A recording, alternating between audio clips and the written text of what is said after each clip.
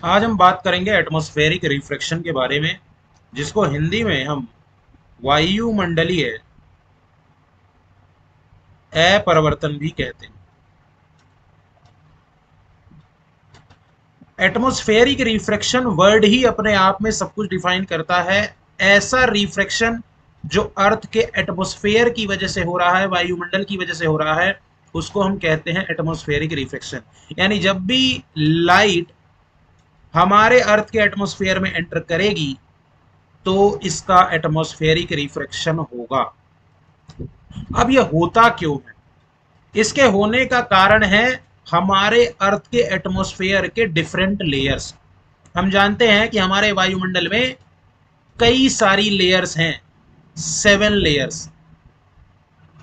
तो हर लेयर का टेम्परेचर, उसका एटमॉस्फेरिक प्रेशर और रिफ्रैक्टिव इंडेक्स को आप ऐसे समझे कि उस लेयर की ऑप्टिकल डेंसिटी को ऐसे समझें कि वो मीडियम रेयरर है या डेंसर। अलग अलग होगा। अलग अलग रिफ्रैक्टिव इंडेक्स का मतलब ये कि मीडियम रेयरर है, कुछ मीडियम डेंसर है। रेयरर होगा तो लाइट की स्पीड ज्यादा, डेंसर होगा तो लाइट की स्पीड कम। अब आप दूसरी चीज ऐसे समझो कि आप जब स्पेस से लाइट आ रही है और अर्थ तक आनी है, मान लो ये अर्थ है और स्पेस से लाइट को आनी है, तो ऊपर से उसको कई सारी लेयर्स को पार करते हुए आना है। तो जैसे जैसे हम अर्थ की तरफ मूव करते हैं, अर्थ के एटमॉस्फेयर के लेयर्स की रिफ्रैक्टिव इंडेक्स बढ़ती चली जाती है, यानी इंक्रीज होती चली जाती है। यानी मैं कह सकता हूं कि सबसे ऊपर वाला लेयर सबसे रेयरर है, सबसे पतला है, और नीचे वाला लेयर सबसे डेंसर है, यानी सबसे मोटा है।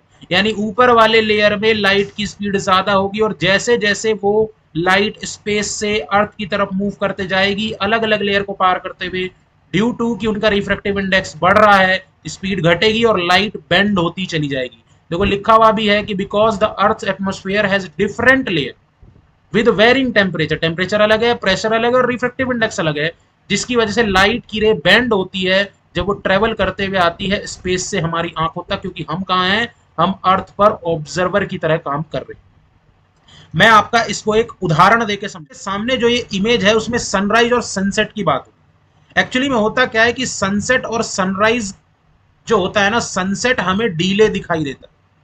डीले दिखाई देने का मतलब है कि सनसेट हो चुका है लेकिन अभी भी हमें सन दिखाई दे रहा है।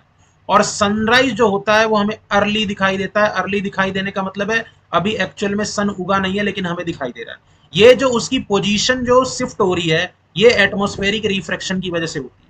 अब कैसे होती है आप समझो कि ये है हमारे सन की एक्चुअल पोजीशन, लेकिन जब सन की व्हाइट लाइट हम तक पहुंचती है तो वो बेंड होते हुए पहुंच रही है। क्यों? आप देखो लिखा हुआ है ना, सबसे बाहर की लेयर सबसे थिन और अंदर की लेयर ऑप्टिकली डेंस। और जब लाइट थिन लेयर से डेंस लेयर की तरफ जाएगी तो लाइट क्या होते हुए जाएगी? बेंड होते हुए जाएगी। लेकिन हम कभी भी जब देखेंगे तो हम हमेशा अपनी लाइन ऑफ साइट में देखते हैं। तो हमें जो सन की पोजीशन दिखाई देती है, यानी जो अपियरेंट पोजीशन है, वो ये वाली पोजीशन है जो मैं आपको दिखा रहा हूं। यानी सन है तो अभी हॉरिजन के नीचे, लेकिन हमें दिखाई दे रहा है ऊपर। यानी सनराइज होगा लगभग 2 मिनट अर्ली और सनसेट होगा लगभग 2 मिनट डिले। तो सनराइज और सनसेट के टाइम में ये 4 मिनट का डिफरेंस सिर्फ किसकी वजह से? एटमॉस्फेरिक रिफ्लेक्शन की वजह से होता है। उम्मीद करता हूं कि आपको ये वीडियो पसंद आई होगी। अगर वीडियो पसंद आई हो तो वीडियो को लाइक करिए, शेयर करिए, और चैनल पर नए हैं तो सब्सक्राइब करना ना भूलें। मिलते हैं नेक्स्ट वीडियो में, तब तक के लिए धन्यवाद।